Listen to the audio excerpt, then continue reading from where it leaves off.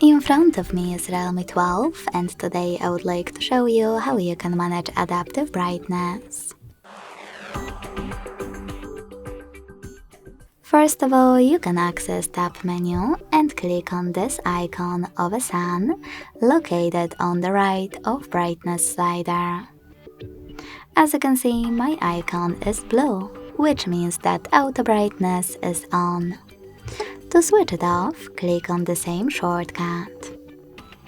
You can also go into settings and tap on display and brightness. Then tap on this switcher next to auto brightness feature to manage it. Thanks so much for watching. If you enjoyed this video, don't forget to leave a like, comment and subscribe. Bye!